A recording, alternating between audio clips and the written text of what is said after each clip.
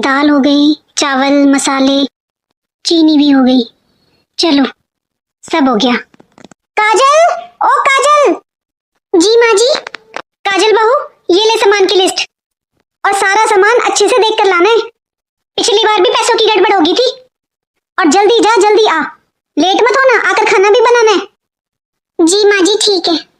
कभी रास्ते में किसी से बतलाने लग जाए। जी ठीक है। जा अब। बड़ी बहू को तो बस कोई बातें करने के लिए चाहिए, कोई मिल गई होगी रास्ते में। इस बड़ी बहू को तो घर से बाहर क्या निकलने के लिए भेज दूं। ये बड़ी बहू घर से बाहर क्या निकल जाए, बस ऐसे समझती है जैसे कैद खाने से छूट गई हो। माँ जी आ गई महारानी। टाइम देखा कितना हो रहा है। माँ जी दुकान पर बहुत ज्यादा भीड़ थी, इसलिए थोड़ा टाइम लग गया। बस बस बस, बंद कर अपनी ये कहानी। जा आप खाना बना दे जल्दी से, मुझे भूख लग रही है। ठीक है माँ जी, अभी लाती हूँ। काजल। जी माँ जी। तुझसे कितनी बार बोला है कि ये आलू बैंगन की सब्जी कढ़ाई में बनाया कर, कुकर में नहीं। फिर भी कुकर में बना दी ना तूने। वो माँ जी आपको भूख लग रही थी ना, इसलिए मैंने जल्दी की वजह से बना दी। बस उल्टा जवाब देना आता है, अपनी गलती नहीं मानती कभी भी।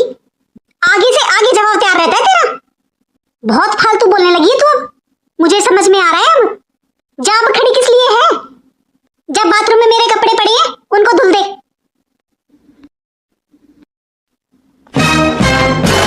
हे भगवान। काजल, ओ काजल। जी माँ जी क्या हुआ।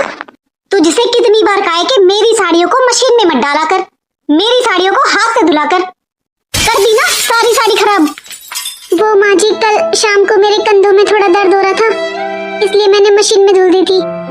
तू ये बता मुझे, तू ठीक कौन से दिन रहती है। तेरे तो रोज कहीं ना कहीं दर्द रहता है, कामचोर कहीं की। पूरी साड़ी का नाश कर दिया। समझ में आ रहा है मेरे सब, तू चाहती नहीं है मैं यहाँ पर रहूं, इसलिए तू रोज ये हरकतें करती है।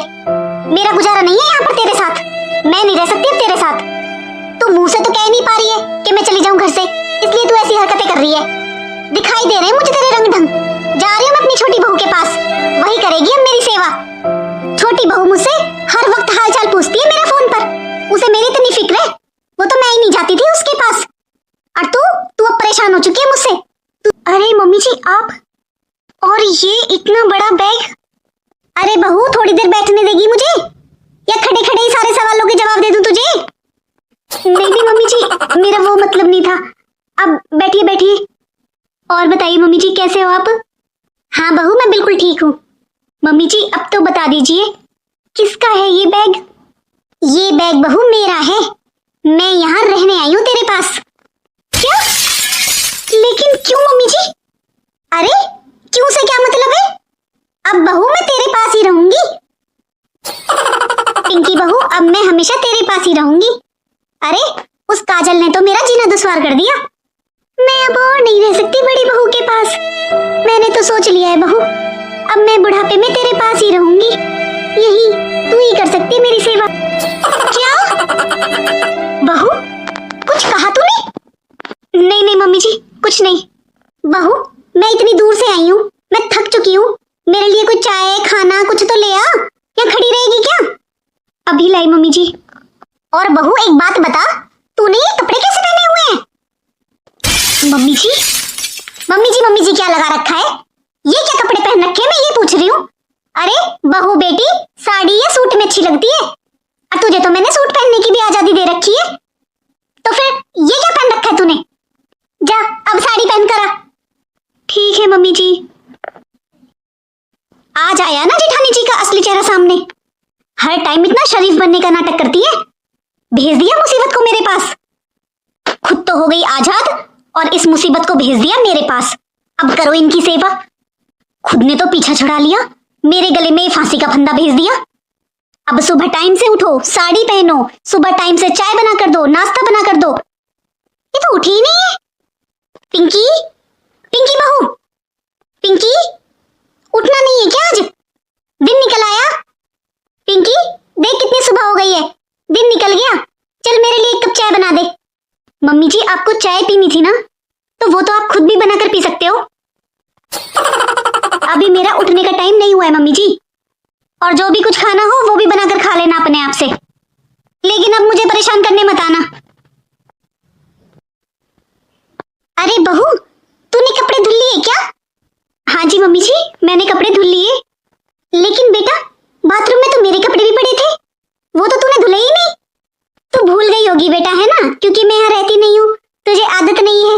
आज पहली बार ही तो था, मुझे आए हुए भी एक ही दिन तो हुआ है ना? नहीं मम्मी जी, मैं भूली नहीं हूँ, मैंने जानबूझकर नहीं धुले आपके कपड़े। सॉरी मम्मी जी, लेकिन मैं आपके कपड़े नहीं धुल सकती, आपके कपड़ों में से बदबू आती है। आप अपने कपड़े खुद ही धुल लिया करो। बदबू आती है? हाँ जी मम्मी जी, आपके कपड़ों को ना मुझे हाथ भी नहीं लगाया जाता। ठीक है बहू, मैं तो खुद ही धुल लिया करूंगी अपने कपड़े। हाँ जी मम्मी जी, वही सही रहेगा। अरे जेठानी जी का फोन। हेलो। हाँ पिंकी। और सुनाओ जेठानी जी, कैसे हो? और कैसे हो क्या? अब तो ठीक ही होंगी ना? सारी मुसीबत की जड़ को तो मेरे पास भेज दिया ना, अब तो मजे कर रही होंगी ना? खुद तो मजे लो, मेरे गले में फांसी का फंदा भेज दिया। अरे पिंकी, ये कैसी बातें कर रही हो तुम? जो सच है वही बोल रही हूँ दीदी। अच्छा पिंकी, एक बार मेरी माँ जी से बात करा दो, 2 दिन हो गए उनसे बात नहीं हुई है। कहाँ पर है वो? अरे मैं नहीं करा सकती अभी वो बाथरूम में अपने कपड़े धुलने गई हैं। क्या पिंकी, माँ जी अपने कपड़े खुद धुल रही है? हाँ तो आप क्या सोच रहे हो दीदी, मैं धुलूंगी? अरे इतनी बदबू आती है उनके कपड़ों से, मुझसे नहीं धुले जाते उनके कपड़े उपड़े, इतने गंदे कपड़े रहते हैं। मैंने बोला है उनको कि अपने कपड़े वो खुद धुलेंगी। अच्छा मैं फोन रखती हूँ। फोन रखती हूँ, कितनी शरीफ बनती है फोन पर ये जेठानी जी।